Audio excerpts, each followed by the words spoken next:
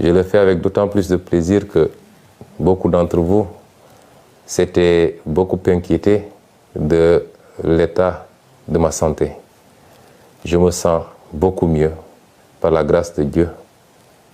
Je me sens beaucoup mieux grâce à vos prières. Je me sens beaucoup mieux grâce à l'assistance du personnel médical qui a été à mon chevet. Les activités doivent continuer et la vie doit continuer. Je commencerai donc ce propos par ce qui n'était pas prévu certainement, la sortie malheureuse et hasardeuse d'une composante de la justice, à savoir le parquet, à travers son procureur général, qui aujourd'hui s'est livré à des élucubrations et à des hérésies indignes d'acteurs de la justice. Je le commence avec la langue de Molière parce que vous auriez compris que le procureur s'est adressé particulièrement à la communauté internationale. Et c'est pourquoi il a tenu la totalité de sa conférence de presse en langue française et n'a dû résumer en langue nationale wolof que sur insistance et pour quelques secondes. Cela relève d'une stratégie du gouvernement de Macky Sall, qui sait très bien que les Sénégalais l'ont démystifié. Les Sénégalais, toutes catégories confondues, ont fini par voir clair dans le jeu de Macky Sall et à comprendre jusqu'où cet homme constituait un danger pour le pays et pour sa stabilité. Les Sénégalais ont compris que Macky Sall a été l'un des pires présidents dont on aurait pu s'imaginer au Sénégal. Ce n'est pas seulement par son bilan, mais c'est par ses pratiques dangereuses tendant à diviser les Sénégalais, à les monter les uns contre les autres, par des considérations relatives à l'ethnie, à la région ou à la religion. Et c'est pourquoi se débarrasser de Macky Sall est une œuvre de salubrité publique qui nous interpelle tous.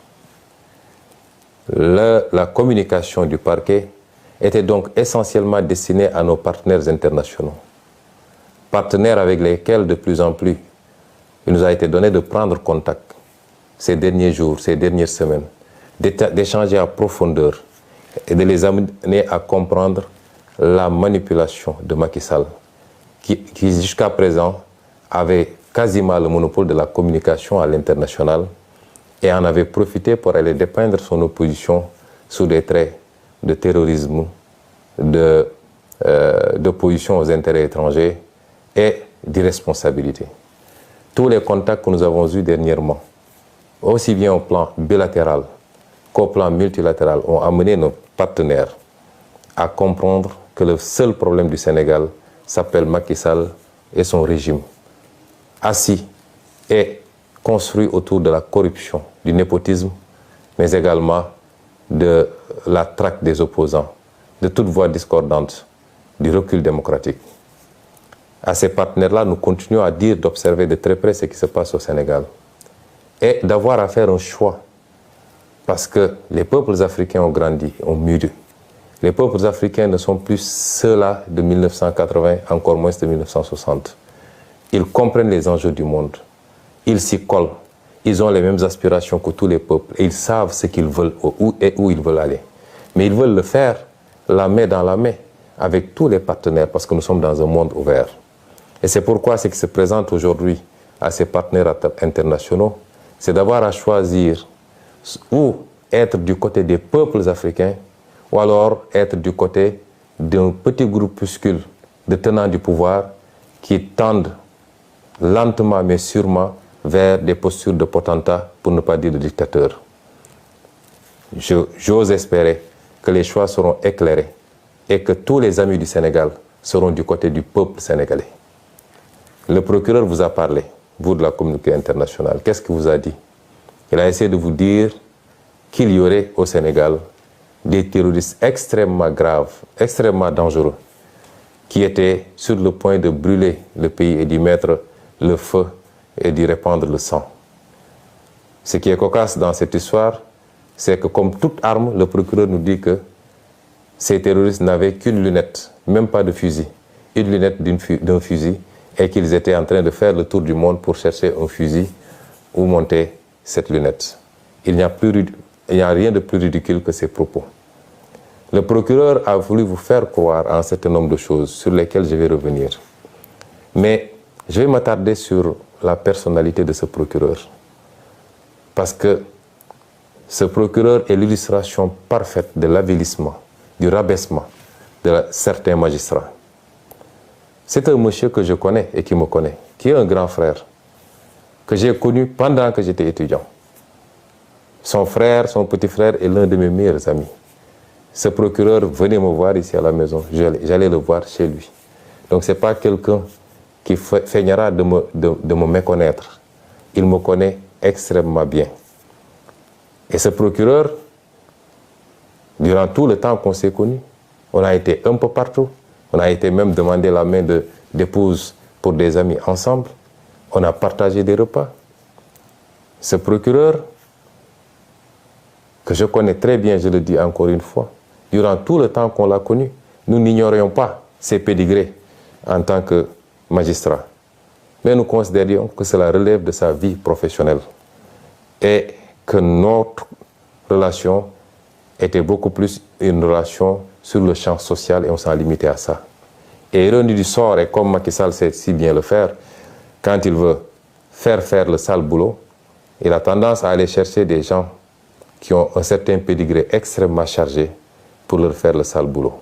Et le procureur Bakhoum répond parfaitement, en même temps que l'autre procureur et le procureur auprès du TGI, répondent parfaitement à ces descriptions. Et ceux qui sont initiés au métier de la justice savent très bien de quoi je parle. Et c'est ce procureur-là qui, aujourd'hui, s'est livré à cette piètre prestation.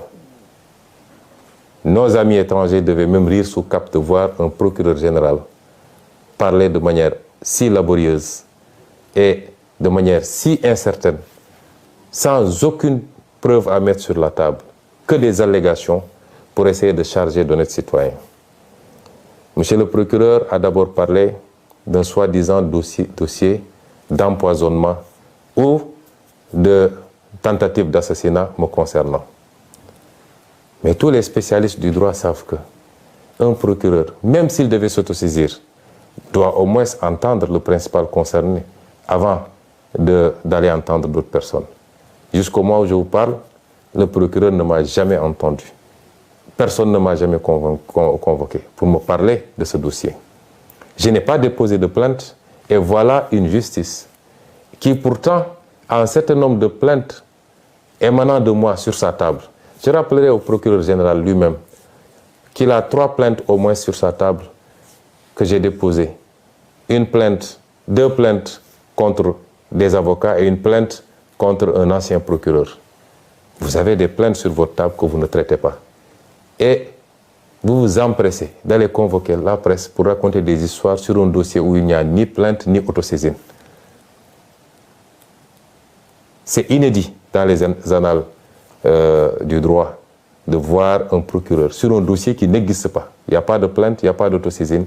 Un procureur mobiliser toute la police pour soi-disant entendre des médecins, entendre des citoyens, faire tout un cirque pour aboutir à dire que c'est un pauvre citoyen qui serait à l'origine d'une tentative d'empoisonnement. Ce procureur manque de courage parce que ils ont été arrêtés, le chargé de communication du parti, M. El Malick Ndiaye. Mais c'est moi-même qui ai dit, et je le redis ici, que j'ai été victime d'une tentative d'assassinat de la part de la brigade d'intervention polyvalente, unité d'élite de la police. Je le dis et je le redis. Le monsieur qui nous a aspergé d'un liquide très toxique qui a causé beaucoup de désagréments au niveau ophtalmologique, au niveau respiratoire et au niveau gastrique, ce n'est pas un citoyen ordinaire, c'est un élément de la BIP que moi-même j'ai vu asperger le liquide. Et ce procureur-là n'ose pas poser ce débat-là. Il nous parle de Yargassi. Je voudrais dire aux Sénégalais que M. Yargassi est un petit frère à moi, est un militant du parti, qui est toujours à côté de moi. Si vous avez l'habitude de voir les vidéos, même quand j'embarque à l'aéroport pour aller à Ziguinchor, jusqu'au pied de l'avion, c'est M. Yargassi qui m'accompagne. C'est ce monsieur-là que M. Bahoumé allait prendre avec les autres farfelus du parquet pour le désigner en disant que c'est lui qui aurait tenté de m'empoisonner. Pour essayer d'écarter la vraie problématique, c'est-à-dire les services de police qui s'attaquent aux citoyens et qui aspergent de liquide jusqu'à présent non identifiés. C'est ça qui s'est passé. Donc, vouloir déplacer le curseur et aller prendre un Yargassi qui m'a donné simplement un mouchoir imbibé de vinaigre pour m'aider à mieux supporter l'odeur âcre des grenades lacrymogènes, c'est prendre les Sénégalais pour ce qu'ils ne sont pas. Et je dis à tous ceux qui veulent l'entendre que M. Yargassi n'a rien à voir avec cette affaire-là, que le procureur, la justice de manière générale, depuis quelque temps, la manière dont ils fonctionnent, devenus des mercenaires de Macky Sall, certains magistrats en tout cas, devenus des mercenaires de Macky Sall, essaient de déplacer le problème pour sacrifier un petit frère, un militant du parti, à qui je confierai ma vie pour essayer de lui imputer un acte grave posé par les services de police. Au-delà, de quoi est-ce que ce procureur a peur? M. Ousmane Sonko n'a pas déposé une plainte, a clairement dit que c'est la police qui l'a aspergé de ce liquide. Je n'ai pas été informé d'une autosaisine. Je n'ai pas été entendu. De quoi est-ce qu'ils ont peur? Au point de faire des réquisitions dans les laboratoires d'analyse, de convoquer tous les médecins pour essayer de savoir le contenu des analyses. Qu'est-ce qu'ils ont à se reprocher? Eux-mêmes savent exactement ce qu'ils ont aspergé sur nous, moi-même, Maître Clédor Ciré Ly, et dans une moindre mesure même, M. Guy Marius Sagna. Je peux rassurer le procureur, ce qui doit être analysé le sera. Nous l'avons envoyé où il faut, parce que nous savions qu'ici au Sénégal, il mettrait la pression sur tous les laboratoires pour ne pas que les choses soient transparentes. Nous avons envoyé là où nous devons envoyer. Il nous a été promis que les résultats seront connus dans les prochains jours. Nous attendons de savoir qu'est-ce que donneront ces analyses-là. Ce n'est pas la peine, en attendant, de s'agiter autrement, monsieur le procureur. Restez tranquillement à votre place. Monsieur le procureur a parlé de dossier médical concernant Ousmane Sonko. Je veux dire aux Sénégalais que toute cette agitation depuis quelques jours, c'est qu'ils veulent savoir qu'est-ce qu'il y a dans mon dossier médical, en toute violation des règles. Parce qu'aucun juge n'a ordonné la levée du secret médical. Au nom de quoi on convoque des médecins, on les malmène à la police, on les harcèle pour leur exiger de trahir leur serment et de donner des informations sur mon dossier médical.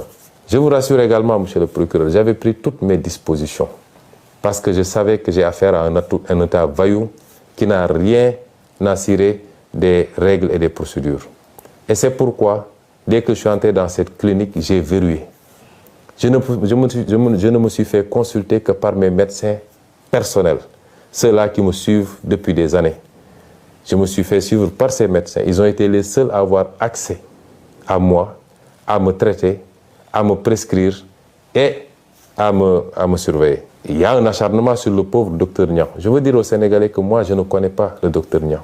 Je n'ai jamais rencontré physiquement le docteur Niang. Je lui ai parlé une seule fois au téléphone. C'est un monsieur que je ne connais pas, qu'on veut qualifier de militant de PASTEF. Et même s'il était un militant de PASTEF, c'est son droit le plus absolu. Et on essaie de régler de vieux comptes. Parce que tous les Sénégalais savent que Macky Sall, rancunier comme il est, en veut à ce brave médecin depuis ses sorties sur le Covid-19 et sur la manière dont le matériel médical public était sorti des hôpitaux pour se retrouver sur le marché et vendu à vil prix. Depuis lors, tout le monde sait qu'il y a un acharnement sur le docteur Niang et sur sa clinique et qu'il leur suffisait d'un prétexte pour essayer de lui nuire. Le docteur Niang ne m'a pas consulté. On ne s'est même pas vu puisqu'il devait partir au Fouta pour des raisons familiales. C'est mes médecins personnels, mon pneumologue, mon ophtalmologue, mon orthopédiste, mon médecin généraliste, eux seuls ont eu accès à moi. Et quand j'en ai terminé, comme je vous le dis, connaissant bien les pratiques de cet État voyou, je n'ai pas laissé mon dossier médical sur place. Et c'est pourquoi je suis étonné d'entendre monsieur le procureur citer un dossier médical. Mon dossier médical est ici avec vous. Je ne l'ai pas laissé là-bas. Tout ce qui a été prescrit est ici parce que je savais qu'ils allaient faire de l'inquisition, parce que ce n'est pas de la perquisition, pour essayer d'avoir accès à mon dossier médical qui relève de ma vie privée et qui ne peut en aucun cas, dans ce cas d'espèce, être à disposition des enquêteurs. S'ils veulent ce dossier médical, ils n'ont qu'à venir le chercher chez moi. Ce dossier, il a cité un dossier H23 00167, évidemment. Le dossier, s'il y a un résidu de dossier, il ne concernera que la partie hôtellerie parce que j'ai séjourné pendant quelques jours. Mais pour tout le reste, le dossier médical est ici, entre mes mains, et ne sera jamais à disposition de cette parodie de justice. Ceci dit, je voudrais rassurer les Sénégalais. Le dossier est suivi comme il doit être suivi. J'ai bénéficié d'un bon traitement de la part de mes médecins. Nous avons envoyé des échantillons là où il fallait, dans plusieurs endroits à l'étranger. Nous attendons les résultats. Et si les résultats concluent dans tel ou tel sens, si rien n'a été découvert, on vous le dira. Si évidemment c'est des produits toxiques qui ont été découverts, nous vous le dirons également. Mais je maintiens, je signe, je persiste et je réitère à dire que j'ai été victime d'une tentative d'assassinat. Et ce n'était pas la première, parce que rien que le fait de casser la vitre de ma voiture avec des éclats de vitre qui auraient pu me trancher la gorge ou qui auraient pu se retrouver dans mon œil, rien que cela est une tentative flagrante d'assassinat, en tout cas de faire très mal. Et je le réitère, cette tentative émane exclusivement des forces de police, je le dis, puisqu'il y avait des gendarmes et des policiers sur place, je le dis, celui qui nous a aspergé ce liquide est un élément de la BIP. Je le réitère, et si le procureur veut entendre quelqu'un, c'est moi qui aurais dû être entendu, au lieu de faire tout ce cirque-là à convoquer des innocents, à arrêter des innocents et à les faire écrouiller injustement. Le procureur, enfin, a fait de longs développements sur, soi-disant, des forces spéciales ou je ne sais pas quoi, commando. Mais vous remarquerez que, et ça c'est ça la politique de Macky Sall, et il ne réussira pas à briser ce pays, à mettre les Sénégalais contre les uns et les autres. Mais vous remarquerez qu'aujourd'hui, porter un nom de famille à consonance casamançaise est devenu un crime sous le régime de Macky Sall. On nous parle de MFDC, on me parle, mais des terroristes du MFDC qui ne peuvent même pas avoir un fusil, qui ont simplement une lunette. Il n'y a pas plus ridicule que ça. Et ils veulent prendre les gens pour des demeurés, pour ce qu'ils ne sont pas.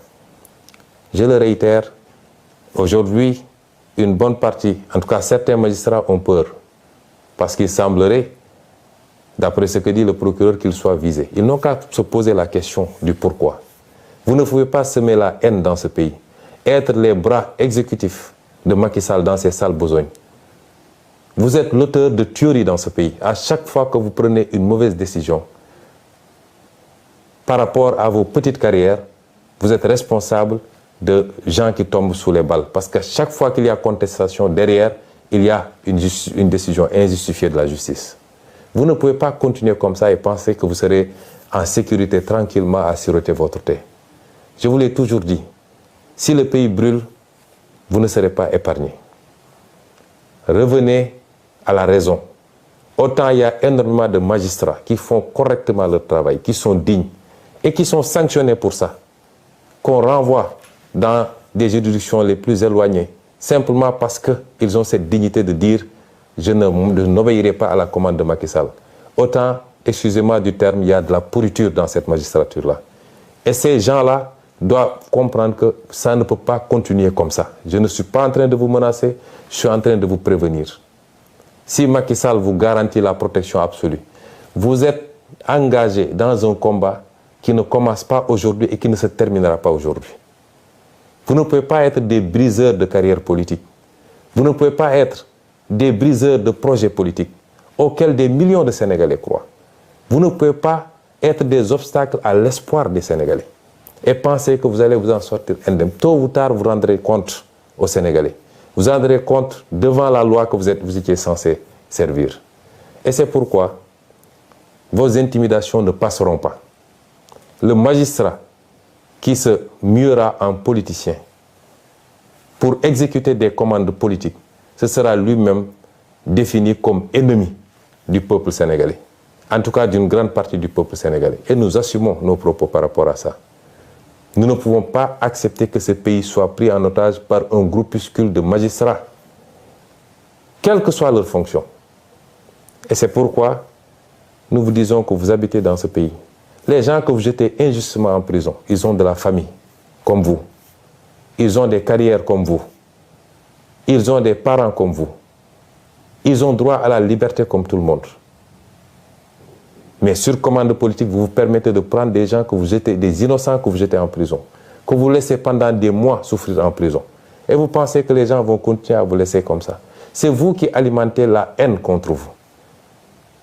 Et à terme, ça risque de se passer mal. Revenez à la raison. Ce pays ne vous appartient pas, il nous appartient à tous.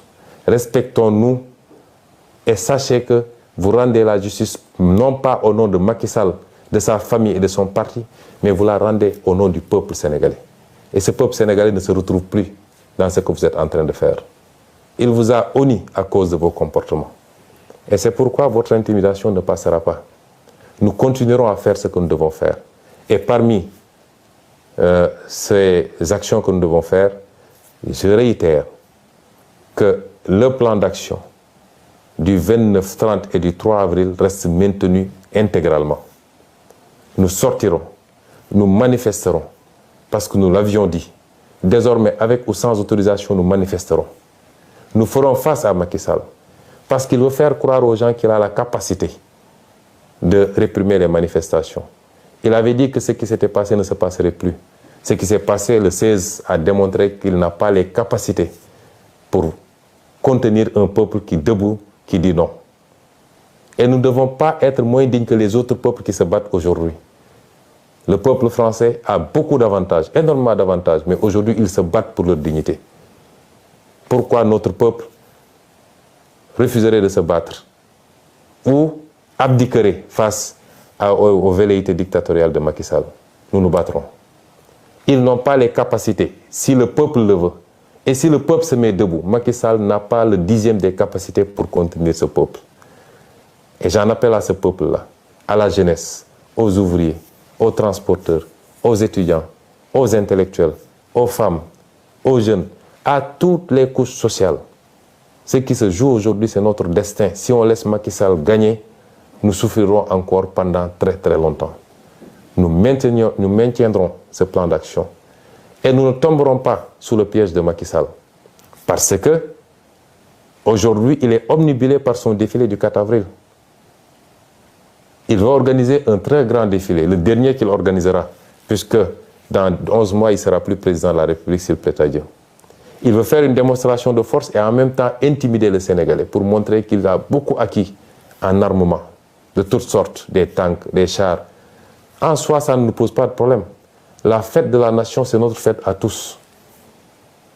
Mais nous ne tomberons pas dans le piège de Macky Sall parce qu'à chaque fois, il ruse. Vous vous rappelez, lors de la crise du Covid, il avait invité toute la classe politique au palais de la République. Et nous tous, on avait dit que c'est la République qui a appelé. Nous sommes partis en pensant que ça allait être un nouvel élan pour que Macky Sall comprenne qu'on ne gère pas un pays de manière autocratique et qu'on doit respecter son opposition, si on veut que cette opposition vous respecte. On a vu ce qui s'en est suivi. Vous vous rappelez, lorsque nous avons gagné la Coupe d'Afrique, il a appelé. Moi, j'ai été de ceux qui avaient dit que je ne m'y rendrai pas parce que c'est de la ruse encore. Une bonne partie de l'opposition s'y était rendue. Mais on a vu où est-ce que ça a fini. Aujourd'hui, il veut faire croire aux gens que c'est la fête du 4 avril, c'est la fête nationale. Donc, nous devons tous tout laisser tomber et venir répondre à son invitation parce qu'il se susurre même un projet d'invitation de l'opposition au 4 avril. Comment pouvez-vous comprendre que Macky Sall emprisonne plus de 300 personnes de nos jeunes, mettent d'autres sous bracelet électronique, d'autres ont été blessés par balle, d'autres ont été tués. Il n'y a même pas une enquête. À ce procureur, justement, je rappelle, où en est-il avec les enquêtes de la disparition de Didier Badji et de son compère? Où est-ce qu'il en est avec l'enquête sur l'assassinat de Maria Massagna? Où est-ce qu'il en est sur l'enquête avec les 14 jeunes exécutés froidement lors des manifestations de mars 2021, etc., etc. Et aujourd'hui, il vient faire une sortie malheureuse pour nous parler d'empoisonnement ou de je ne sais forces spéciales. Et c'est pourquoi nous disons que nous ne tomberons pas dans ce piège-là. Nous continuerons à nous battre et personne ne nous mettra à dos l'armée nationale. L'armée nationale, c'est notre armée, c'est notre fierté à tous. Ils vont sortir avec des arguments pour vous dire « oui, ils veulent manifester le 3 alors que c'est la fête de l'armée ». Il n'en est absolument rien. Macky Sall fait des arrestations le 3, fait des emprisonnements le 3. Nous ne suspendrons pas notre combat le 3. Et donc j'en appelle à tout ce peuple. Les 29, 30 et le 3 avril, nous allons faire des manifestations sur toute l'étendue du territoire national. Et j'appelle les jeunes à se mobiliser davantage, à faire face à la stratégie de la terreur de Macky Sall. Parce qu'il pense qu'avec les emprisonnements, les arrestations préventives, il va vous faire peur. Nous ne sommes pas dans ce schéma-là. Nous sommes conscients tous que nous nous battons pour l'avenir de nos fils et de nos petits-fils et que rien ne nous fera reculer. Donc, mobilisation massive pour ces 3 jours, pour démontrer à la face du monde que la dictature de Macky Sall ne passera pas et qu'en aucun cas, il ne peut gagner ce combat que nous avons initié. Je vous remercie.